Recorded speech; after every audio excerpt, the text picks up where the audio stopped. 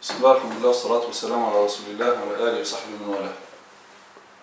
Nous allons aborder dans cette vidéo la question donc, du jeûne et du voyageur. Le voyageur pendant le jeûne. Est-ce que il jeûne ou il ne jeûne pas? Qu'est-ce qui est mieux, de jeûner ou ne pas jeûner? Alors tout d'abord, il faut préciser que tout ce que je vais dire, c'est peu importe le moyen de transport. Alors, parce que certains nous disent que donc ne pas jeûner pendant le jeûne, c'était à l'époque parce que le moyen de transport est très difficile, etc.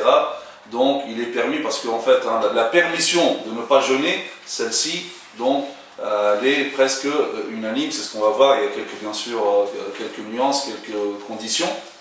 Mais la règle, c'est qu'il est permis de ne pas jeûner. Donc cette permission-là, elle est valable de tout temps, en tout lieu. On ne peut pas la limiter uniquement à l'époque. Parce que dans la science des fondements du droit, donc chaque prescription est liée à une raison d'être, l'illa. Et l'illa, il faut que ça soit quelque chose de précis, invariable. Parce que si on dit que la raison, c'est la pénibilité ou la difficulté du voyage, ça, c'est un élément qui est aléatoire, qui n'est pas précis. Peut-être que pour toi, c'est difficile, pour un autre, c'est pas difficile. Donc, on ne peut pas fonder une prescription sur un tel élément. Par contre, on va dire que la raison d'être de la permission de ne pas jeûner pendant le voyage, c'est le voyage en soi. Donc, si le voyage a toutes les conditions d'un voyage, donc, la permission est là. Donc personne ne peut dire non, c'était à l'époque, de nos jours, il faut jeûner, etc. Non, Allah Azza wa Jalla savait, parce que c'était dans le Coran, et Allah Azza wa Jalla savait bien que les êtres humains allaient inventer des moyens, etc. Sinon c'est comme si on disait qu'Allah Azza wa Jalla ne savait pas que les êtres humains allaient inventer tous ces moyens de transport. Donc ça c'est la première chose. Maintenant la question c'est qu'est-ce qui est mieux, de jeûner ou ne pas jeûner? Pour la majorité des savants, dont Abu Hanifa, Malik et Shafi'i, ils disent qu'il vaut mieux jeûner pour la personne qui en est capable. Donc il n'y a pas de difficulté. C'est mieux de jeûner si on peut. Donc il se justifie par le fait que le prophète sallam jeûnait pendant les voyages. Or le prophète sallam donc ne choisit que ce qu'il y a de mieux. Et l'imam Ahmed et d'autres, comme l'Awza'i et d'autres, disent que non, au contraire, le fitr afdal, donc le fait de ne pas jeûner c'est mieux pendant le voyage parce que c'est une dérogation qu'Allah Azza wa Jalla nous donne. Or, comme dit le hadith, alaykum bi rukhsatillahi allati rakhasa lakum, dit acceptez d'Allah Azza wa Jalla la dérogation qui vous a accordé. Donc il est toujours demandé qu'Allah d'accepter les dérogations d'Allah Azza wa Jalla. Donc ça c'est l'avis de l'imam Ahmed, et d'ailleurs donc ceux qui prennent cet avis là ils répondent aux premiers, parce que les premiers ils utilisent aussi la partie du verset wa an tasumu khayrun lakum, et jeûner c'est mieux pour vous.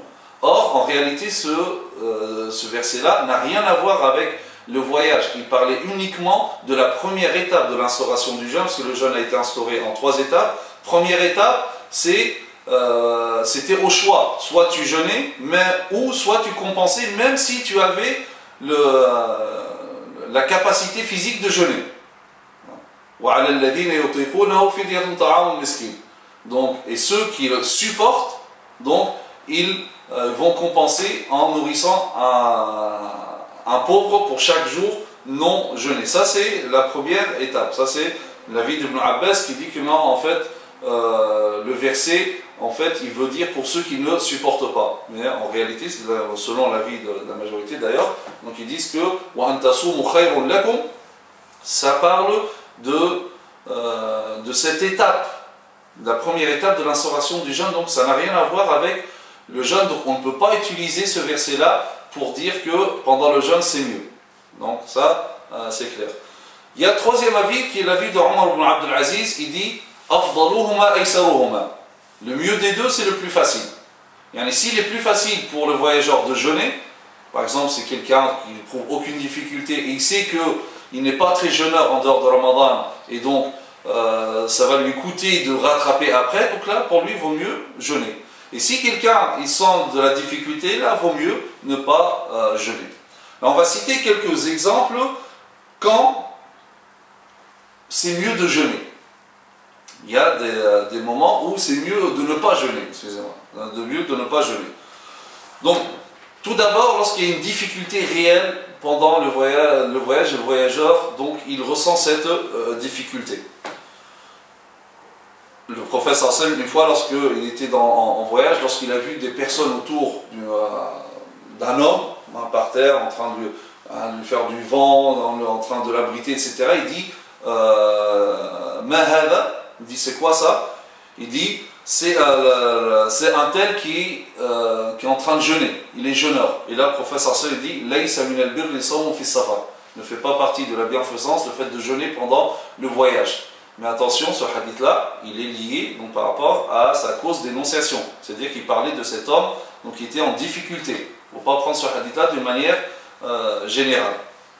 Deuxièmement, lorsque on voyage en groupe et que pendant le voyage, on a besoin de service dans le groupe. Il faut donc faire des efforts, être au service, je ne sais pas, on va faire un camping, il faut travailler, il faut... Donc, là, si on a besoin, donc vaut mieux ne pas jeûner pour être au service des autres. C'est ce que rapporte le Bukhari Muslim d'après Anas radhiyallahu anhu. Anas dit, on était en voyage avec le prophète sallallahu alayhi wa sallam, et donc il y a parmi nous ceux qui jeûnaient et ceux qui ne jeûnaient pas, et donc on s'est arrêté à un endroit.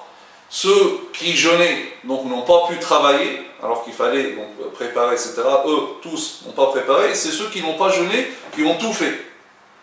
Et lorsque le prophète sallallahu alayhi wa sallam a été informé, il dit il dit c'est ceux qui n'ont pas jeûné qui ont pris la récompense.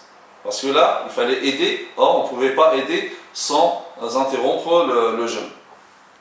Troisièmement, il est mieux de ne pas jeûner lorsque c'est dans le but d'enseigner la sunna du prophète sallallahu alayhi wa sallam. Si par exemple une personne qui est considérée comme une référence, qui part avec des personnes et il voit que les personnes, pour eux, ils croient que rompre le jeûne pendant le voyage, ce n'est pas bien. Lui, pour leur apprendre la sunna, pour lui, il se doit de ne pas jeûner pour leur apprendre la sunna du prophète sallallahu alayhi wa sallam.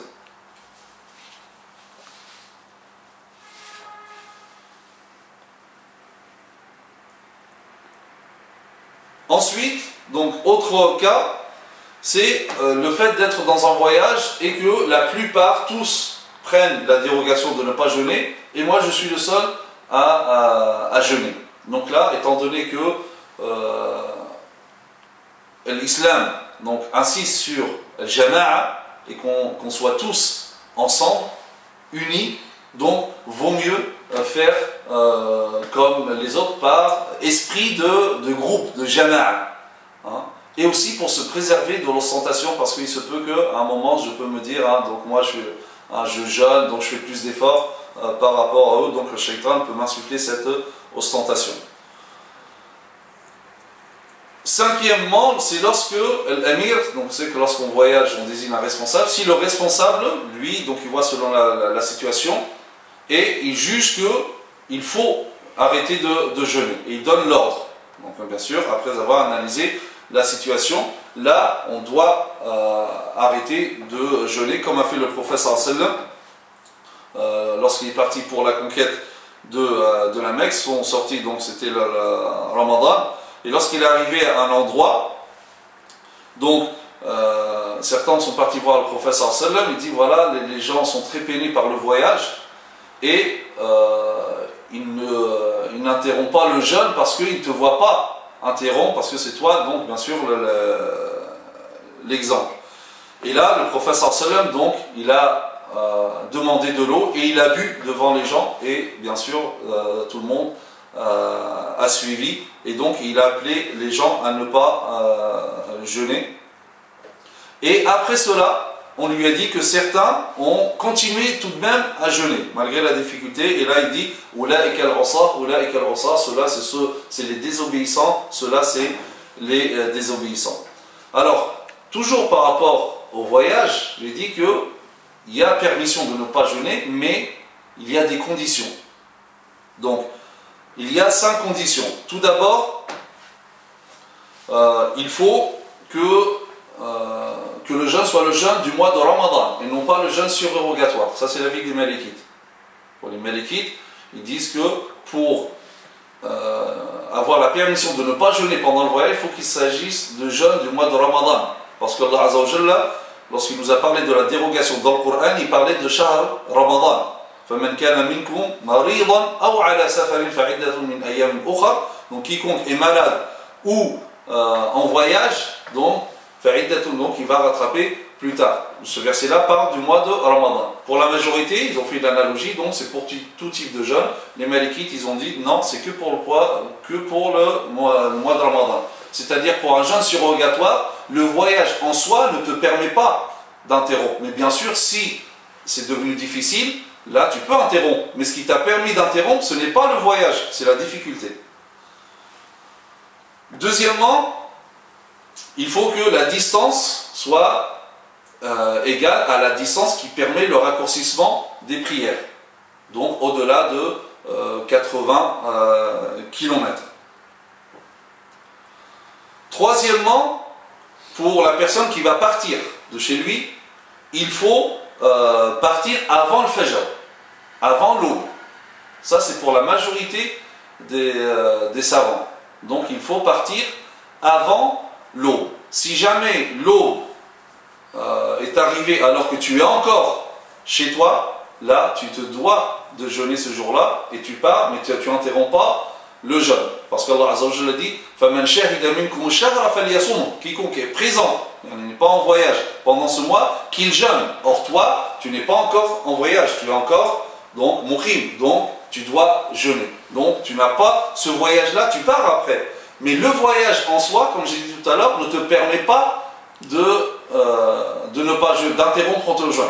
Par contre, si jamais tu n'en peux plus, le voyage est difficile, là c'est la difficulté qui te permet d'interrompre, parce que cette difficulté-là, même en étant chez toi, si par exemple il fait très chaud, tu n'en peux plus du tout, sinon tu vas mourir, là, bien sûr, il t'est permis, voire même obligatoire, d'interrompre.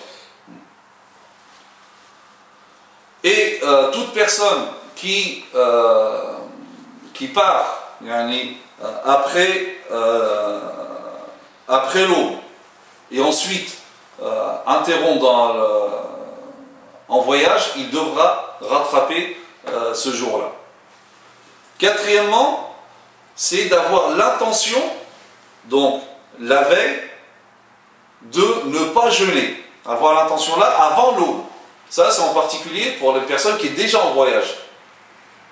Donc, s'il est déjà en voyage, la nuit, il avait l'intention de jeûner. Et jusqu'à l'aube, il avait toujours l'intention de jeûner. Lorsque l'aube arrive, il devra jeûner ce jour-là.